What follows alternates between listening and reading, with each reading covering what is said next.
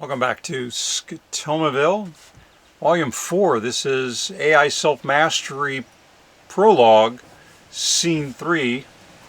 I think it's wise to step back 18 months and set a foundation on comments I made then that are an introduction for this passage.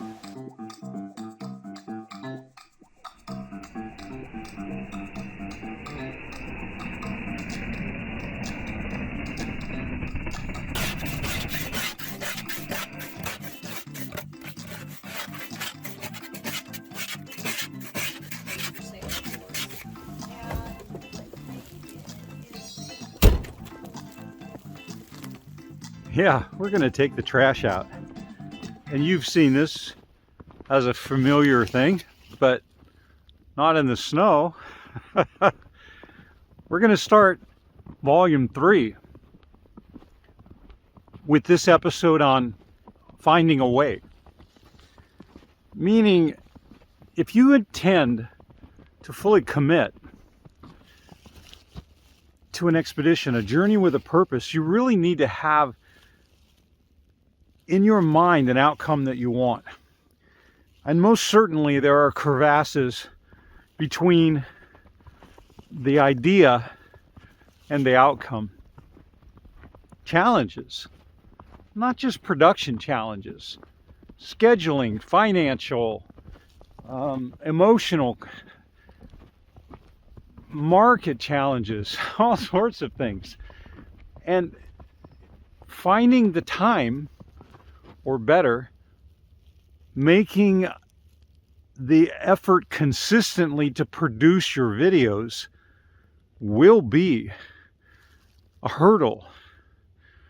Marcus Aurelius, you'll read, the obstacle is the way.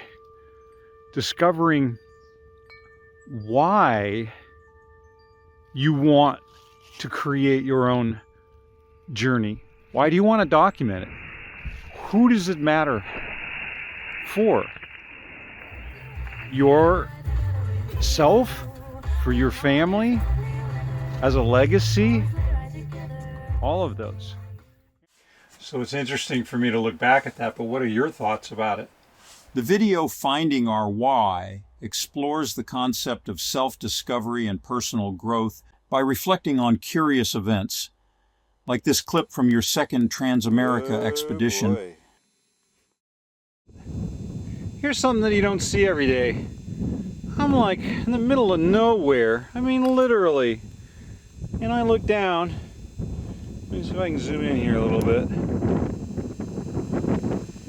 There's a bunch of money laying all around the side of the road. If you look across the valley that I've just crossed, it's about 25 miles or so that I've been riding now. During that time, I've been having this little conversation with God about provision and what is it that I need to do to take my service to the next level, and it's just basically serving more people. And I'm looking at my totem. It's a reminder of God's faithfulness and His provision and all of that. You notice right here, provision of work and finances.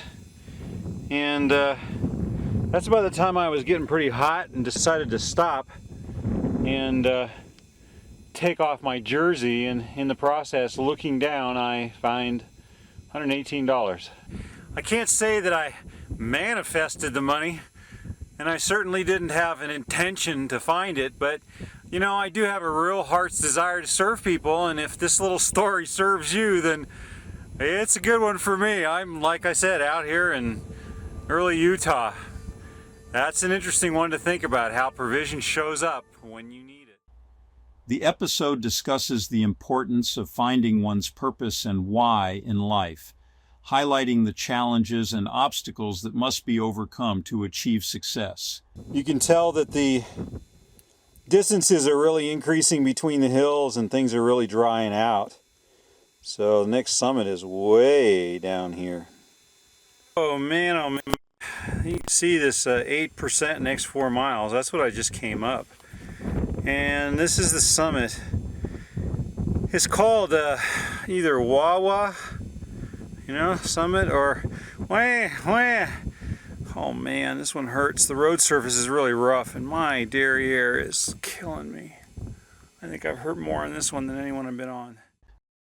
When we decide to embark on a journey as demanding as our personal Everest, it is not merely the courage to begin that we need, but a deep and unwavering understanding of why we set out on this path in the first place. On this topic, Viktor has much to contribute. Viktor, would you join us? Thank you, Arnie. Hello again, Daniel. You recall I learned this truth over 4 years in Theresienstadt, Auschwitz, Dachau, and Turkheim. The concentration camps demanded a firm why for survival.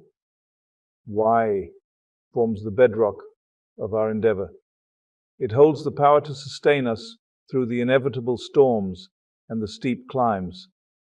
For in those moments when our spirits falter and our bodies weary, it is the clarity of our purpose that whispers to us, compelling us to persevere. Just as a mountaineer must know every crevice and ledge of the mountain, so too must we intimately know our reasons. This knowledge does not make the journey less perilous, but it imbues each step with meaning and transforms the inevitable suffering into a bearable, even enriching part of our narrative. To embark without this understanding is to risk being adrift in the vastness of our challenges without a compass, where the physical and spiritual exertions risk becoming meaningless labor rather than part of a meaningful journey.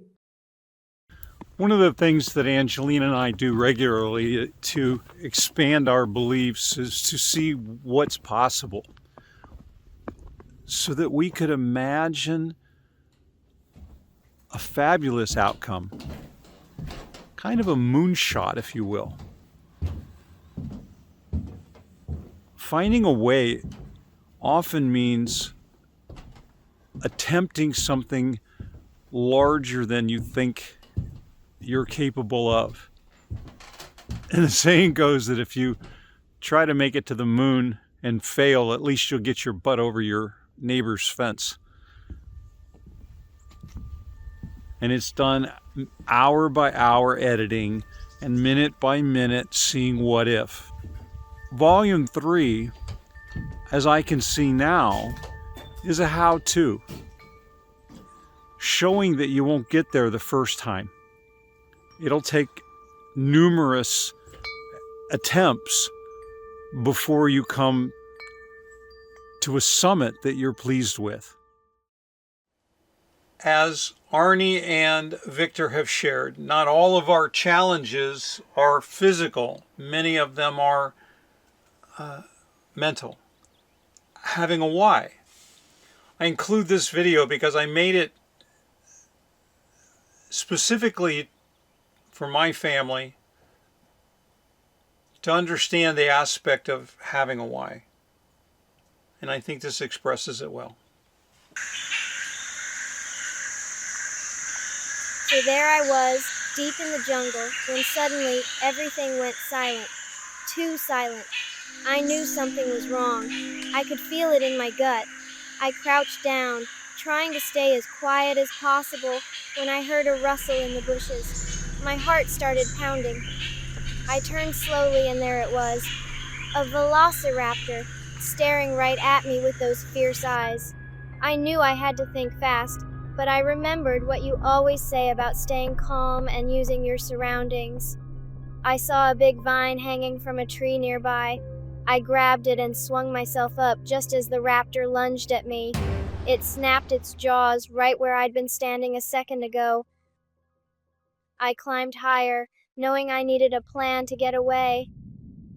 I spotted a thick branch that looked sturdy enough to hold me. I swung over to it and balanced there, trying to catch my breath. The raptor was circling below, growling and waiting for me to come down.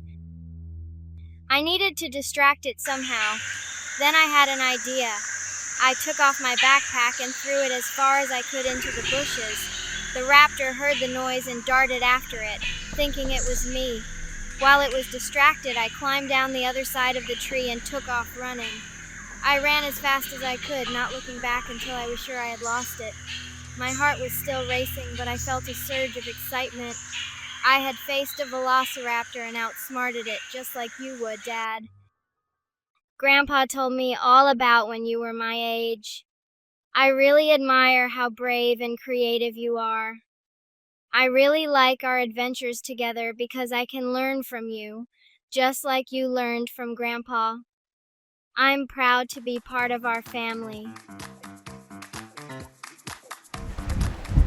I think you get that the essence of scene 2 of the prologue is to establish the importance of having a firm why. Why do you want to challenge a personal Everest? Why becomes so important when the obstacles present themselves, when the need to pivot becomes imperative. Let's get the heck out of SCOTOMAVILLE and go to the next scene.